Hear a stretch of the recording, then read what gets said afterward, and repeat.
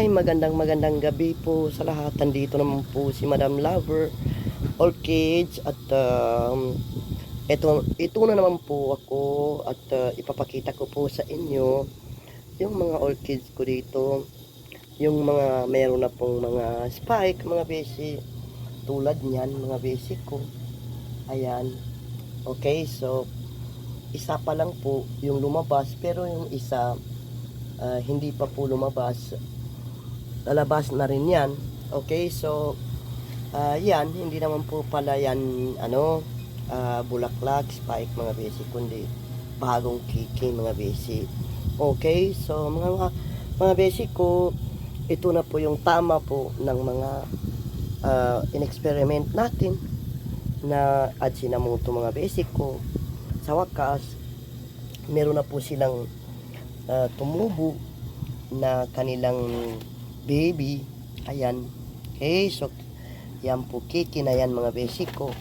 So wala naman po silang yung mga in-experiment natin ng Ajinomoto ay wala pa pong spike. Okay, kundi ang nakita ko lang po mga basic ko, baby pa lang po yung lumabas sa kanila. Well, anyway mga basic ko, pinapakita ko sa inyo. Ito po ay nakaupo po yan sa tubig mga basic, nakikita niyo. So, tulad ng sinabi ko, ay every Saturday ako nagdidilig ng aking mga orchids, mga basic. Okay? So, anyway, maraming salamat po doon sa aking mga subscribe. Thank you, pagpalain kayo ng Panginoon Diyos at sana po sa next year ay bagong chapter na naman po tayo. At lagi tayo magpo-pray mga basic, okay? So, pray po tayo dahil yun naman talaga yung makakatulong sa atin, mag-pray tayo. Okay, so, well, nagtataka kayo, bakit hindi na po maingay yung aking electric fan. Okay, gawa na nga ng pinaditan ko po yung aking electric fan mga basic. Green na po. Well, anyway, ito po yung aking Cattleya. Okay, ito po yung Cattleya ko. Okay, so yung mga malalaki na po dito, banda sa area na yan, ay tinaas ko po mga besi. Dito ko po linagay. Okay, dito banda yan.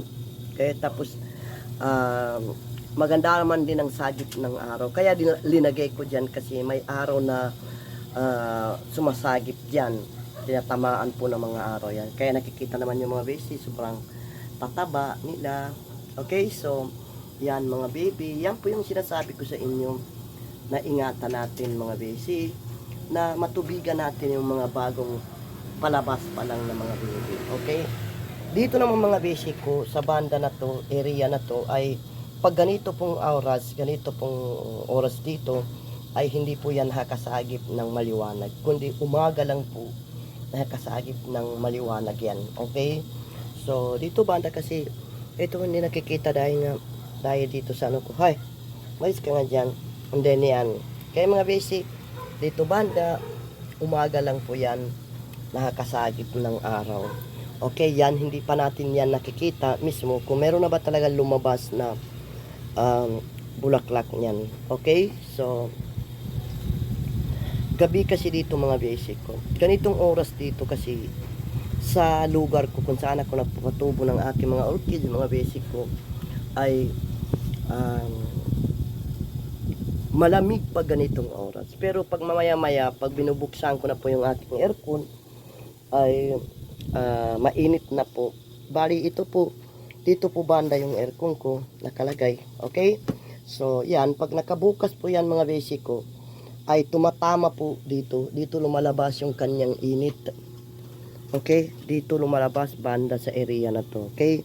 So, doon siya lumalabas. So, natatamaan yan.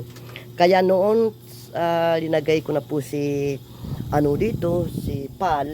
Siguro alam ko na mga basic ko kung bakit po ba hindi siya tumubo dyan. Bakit hindi tumutubo yung Phalaenopsis ko dyan ng maganda at namamatay. Bakit po mga basic ko? Dahil po, yan po yung nasisingawan ng init. Galing po sa aircon. Nanggaling dito sa aircon ko. Okay, so dito po sumisingaw, and then sinisingawan niya yan, And then, kaya siguro hindi nabubuhay ang aking pal dyan sa area na yan. So, mula nang tinransfer ko dito mga basic ko, ayan po mga basic ko, tumubo na po yung aking pal mga basic. Okay? So, yan. And then, medyo maganda po dito mula nang pinalit ko na po yung aking electric fan dahil po ay hindi na po maingay tulad ng nakaraan na sobrang ingay po mga basic. Okay? So, ito. Tapos, ito naman po yung aking dendro na kung tawagin ay tinatawag nila yata yung mga basic. May pangalan to mga basic ko. Yan po yung mga unano. Okay? Yan po yung mga unano na orchids na kahit maliit yan, namumulaklak yan mga basic ko. Yun po yung niya. Yun po yung niya mga basic ko. Yan. Namumulaklak yan mga basic ko. Kahit po maliit yan sila. Kasi yan po yung variety. Okay? Okay? So, kaya po kahit maliit yan ay namumulaklak po siya. Tapos yung aking naman, anong tawag dito? Symbidium, patay po mga basic ko. Nakikita niyo? Patay. Okay, I don't know why. So, hindi ko na po dyan tatanggalin kung saan nakalagay yan. Tapos ito naman po, aking parrot, mga basic ko, ay mas lalo pong lumaki ng todo. Humaba pa po. Okay, tapos ito, magdi-discover. Wait lang bola, wait lang, okay? Yung aso ko gustong lumabas. Parrot ko, nagdi-discover mga basic ko. Okay? So, yan. Ito, araw-araw ko diniligan to mga basic kasi para maka-discover naman siya. Kita naman nyo to. Kaya malusog na malusog siya mga basic. Malusog na malusog itong isa. Pero itong isa na to, magdi-discover pa lang siya. Tapos yung akin naman vanilla orchids, yan mga basic ko. Okay? So, ayan, nakikita niyo yung kanyang ugat, mga basic ko. Binili ko yung mga basic ko, maliit lang yan, sobrang liit. Isang lang yan mga basic ko, 2 dahon lang yan. Noong binili ko yung na yan, binili ko itong aking vanilla. So, wait lang kasi pasensya na lang kayo mga basic kasi dinabas ko yung aking aso dahil nga gustong lumabas ni Bola. So anyway mga basic ko, dito po yung mga mukara ko. Okay? So ito po yung aking dendro dito nakalagay. Okay mga basic. Then yung na yung linipat natin dyan. Okay? Kasi dyan talaga nasisilindawan ng araw yan. So nakikita naman nyo kung napakaganda ng tubo niya. Ang ko po kasi mga basic ko dahil yan, okay, nakaupo po, pinaupo ko na po sa tubig yung aking aking mukara. Tingnan natin. Okay, so yan mga basic. Okay, nakikita nyo yan,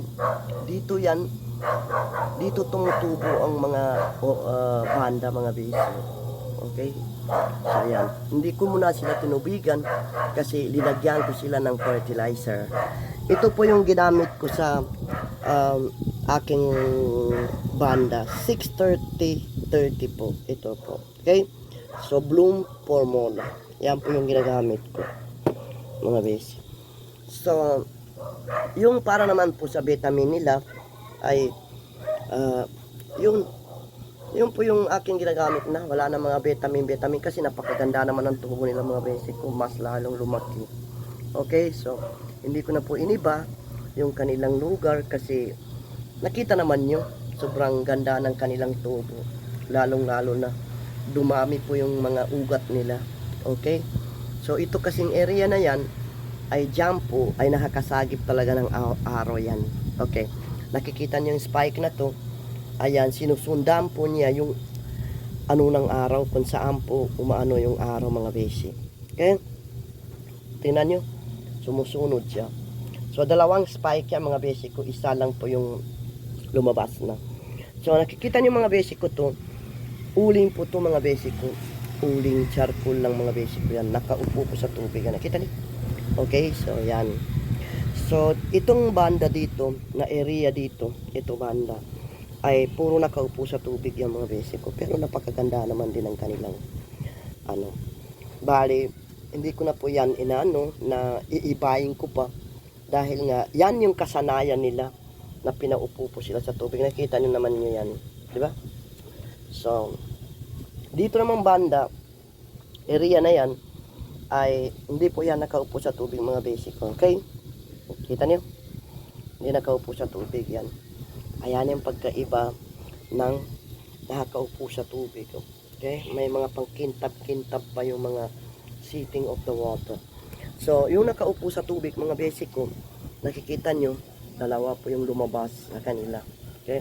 And then, ito kasi, okay, every Saturday ko na lang ito dinidiligan. Tapos, ito naman mga basic ko, kita naman nyo, dalawa po yung tumubo na kanyang babies.